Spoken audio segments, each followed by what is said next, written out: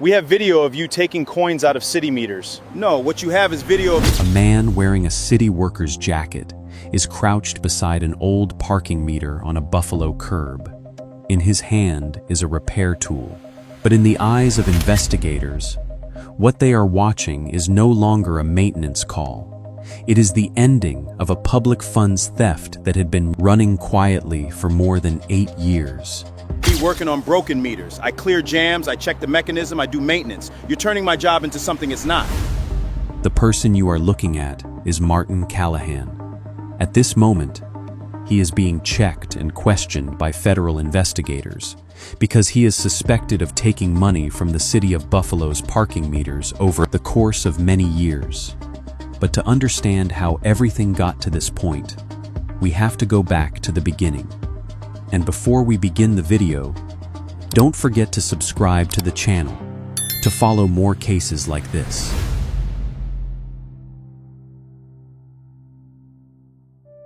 Martin Callahan is a 57-year-old man, born and raised in the suburbs of Buffalo, New York. He has lived almost his entire life in Western New York, a place where winters are long, streets are covered in snow, and city jobs are often seen as a kind of steady security for a family. In everyday life, Martin was not the kind of man who drew attention. He was a middle-aged man, married, with grown children, living in an ordinary house in a quiet residential neighborhood. Neighbors remembered him as a quiet person who went to work regularly and rarely caused trouble. He did not present himself as wealthy. He did not show off expensive cars. He did not throw loud parties. That very ordinariness would later make the case even harder to believe. Martin finished high school and then took basic mechanical trade training. He did not go to college, but he had practical skills with machines, locks, mechanical counters, and small devices found on city streets. In a city like Buffalo, people like Martin are part of the unseen machinery that keeps daily life running. They repair broken things, inspect equipment, and keep small but important public services operating. He worked for the city of Buffalo for about 30 years. His position was parking meter repair worker. In simple terms, when a parking meter on the street jammed, swallowed coins, stopped working, or needed maintenance, someone like Martin would be called in. He had a city vehicle, tools, experience, and a legitimate reason to stand in front of a parking meter for dozens of minutes without anyone asking questions. To his co-workers, Martin was a long-time employee who understood the old system better than many newer workers. To people passing by, he was just a city worker doing his job. To supervisors, he was a technician who could be trusted. But inside that seemingly harmless image, a weakness had been sitting quietly for years. Martin began his career doing hands-on work inside Buffalo's public works system. He became familiar with cold days, busy streets, and the old parking meters standing along the sidewalks. Over time, he built the image of a reliable city employee, someone who showed up when equipment broke, someone who knew how to open a machine, inspect the inner mechanism, and get it working again. It was not the kind of job people praised. Nobody made documentaries about a parking meter repairman. Nobody stopped to thank him when they walked past a machine that had been fixed. But for the city's budget, each of those machines mattered. Every quarter dropped into a meter was a small part of public revenue. Buffalo was large enough to have thousands of small money streams moving every day, but old enough that many systems still depended on mechanical equipment. During the period of the case, the city had about 1,200 mechanical parking meters. They stood along streets, in front of shops, near offices, commercial areas, and government buildings. Drivers inserted coins, the dial moved, parking time was recorded, and at the end of the day, or according to schedule, the money was collected from the city. No one thought a repair worker could turn the very system he maintained into a private source of money. Because to do that, a person did not need to break a lock in the middle of the night. He did not need a mask. He did not need to hide from cameras. He only needed to show up in broad daylight, wear the right clothes, hold the right tools, and perform an action everyone already believed was legitimate. To understand this case, you have to understand how the mechanical parking meter system worked. On paper, it was simple. A driver parked along the street, inserted a quarter into the slot. The coin passed through an internal mechanism. The machine recorded the parking time, and the coin dropped into a locked cash box inside the body of the meter. Later, the employee assigned to collect the money would open the cash box and bring the revenue back into the city's system. Operationally, the repair worker and the money collector were two different roles. Repair workers were allowed to open certain technical parts to inspect problems, but they were not allowed to remove money from the cash box. That created a very important line. On one side was maintenance, on the other was public revenue. But the weakness was that the old mechanical meters did not send real-time data. They had no smart alert system. They did not notify a central office the moment a coin was being held somewhere it should not be. If someone who understood the internal structure deliberately altered the coin path, the meter could still appear to function, or seem only mildly broken. People would insert coins. The city would think the meter was producing low revenue, and the person who knew how to interfere with the mechanism could return and remove the money before it reached the proper cash box. Martin understood that better than anyone.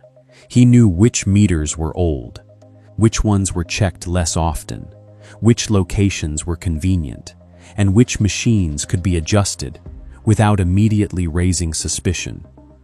To an outsider, a parking meter was just a metal post. To Martin, it was a small cash box standing in broad daylight. At first, everything may have started with something very small. A few quarters stuck inside a machine, one repair call with no one watching, one time opening the inner section and seeing coins sitting where they were not supposed to be for someone who had been doing that job for many years. The ethical line could be tested by an act that seemed almost insignificant. One quarter does not make anyone poor. A few dollars in coins does not bankrupt a city. And because the amount was so small, it was easy to justify. Martin may have thought no one would notice. No one would audit every single meter. No one would match every coin to every parking space. But when he was not caught, the small act began turning into a habit. Martin did not only take coins that happened to be stuck, he began interfering with the machines.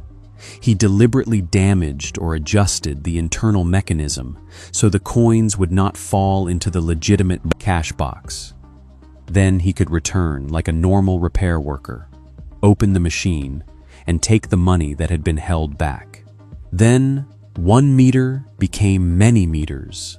One street became multiple streets. One secret act became part of a work routine. Martin did not hide behind panic. He hid behind normalcy, a city vehicle, a uniform, tools, and the posture of a man fixing a machine on the sidewalk. Starting in July 2003, the money began to build up, not in large single transfers, but in thousands and tens of thousands of coins. Martin continued targeting the old mechanical parking meters. According to the case records, more than 75 meters were tampered with during this period. What makes this case disturbing is its rhythm. This was not a quick hit. It was a repeated act over many years, almost like a second work routine. Each time he crouched down in front of a machine, passers-by only saw a city employee. But from an investigator's perspective, it may have been another moment when public money was being separated from the system.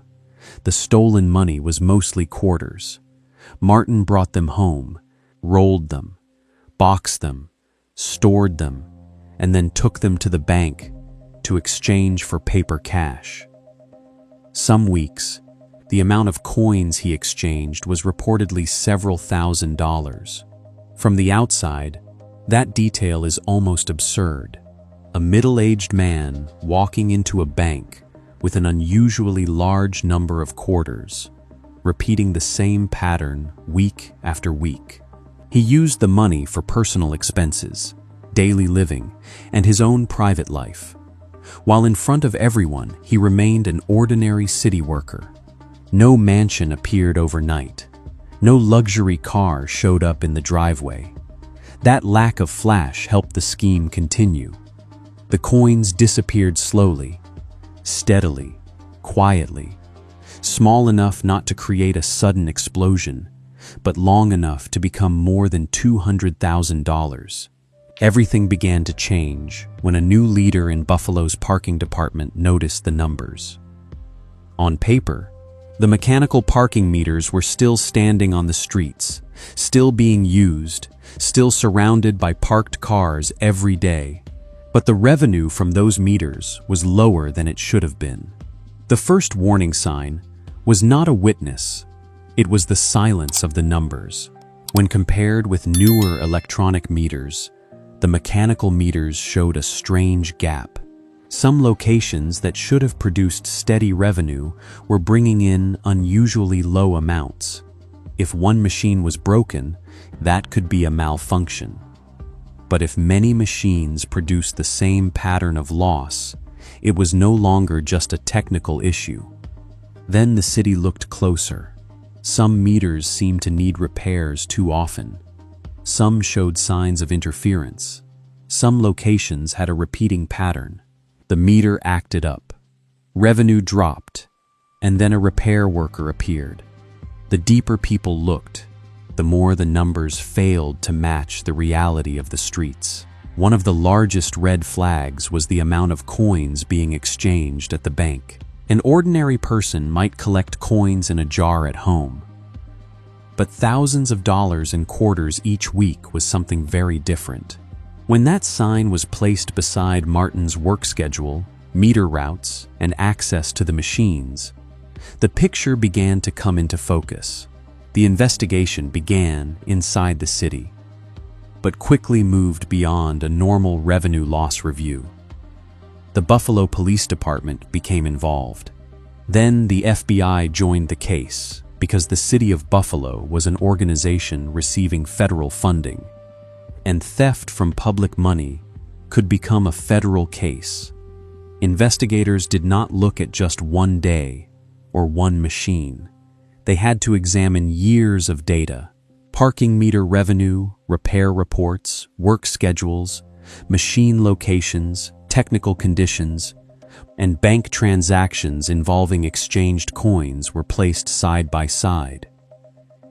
Each individual piece, on its own, might not have been enough, but together, they formed a pattern that was difficult to deny. The key evidence was surveillance video. Cameras recorded Martin and a coworker taking money from parking meters while appearing to perform routine maintenance. That was the moment the case moved from suspicion on paper to a concrete image. What had previously been only missing revenue now had a physical form. A man in city work clothes, crouched beside a machine, taking money that should have belonged to the city.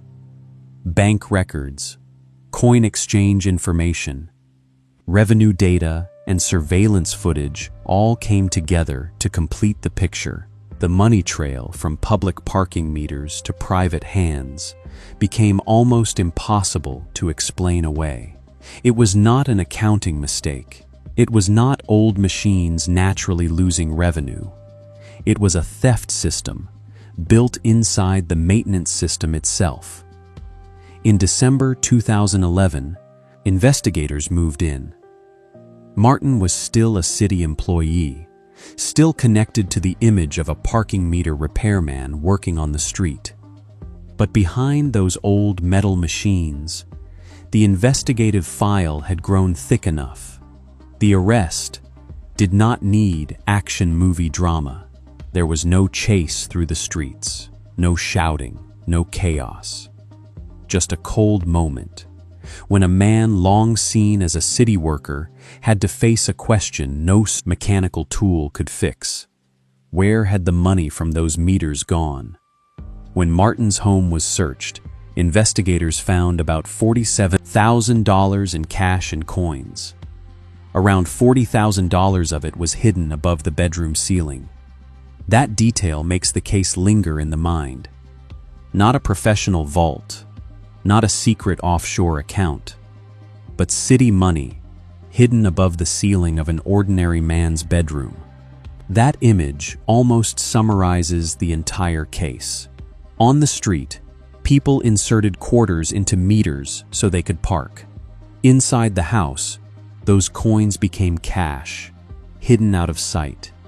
A stream of public money had been pulled off the streets of Buffalo, coin by coin, and left sitting silently above a bedroom ceiling.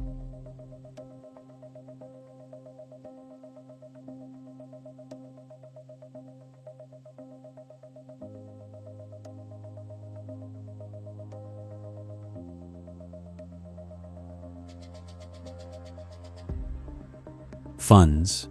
In reality, this was no longer about an employee taking a few loose coins. This was the theft of public property, carried out systematically over a long period of time, by exploiting a position of trust. After the investigation and prosecution, Martin pleaded guilty. The court found that he had taken approximately $210,000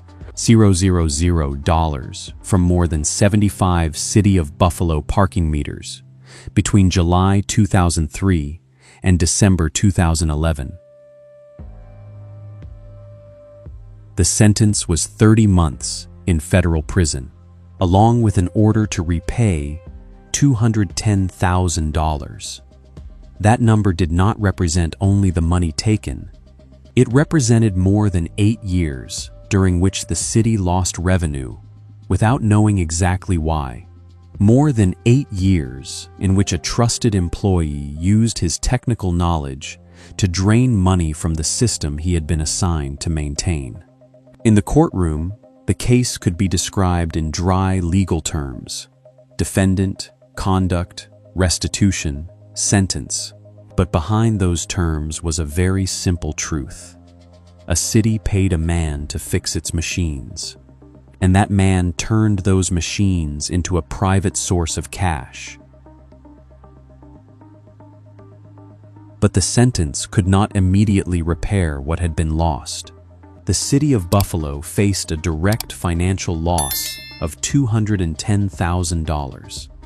For a city, that could have been money for street maintenance, public services, staffing, equipment, or small but necessary needs inside the municipal budget. Still, the greater damage was not entirely in the money. It was in trust. Residents paid for parking because they trusted that the money went into the public system. The city paid employees because it trusted them to protect public property. Co-workers trusted that a repairman was simply doing his job. But in this case, every layer of that trust was exploited.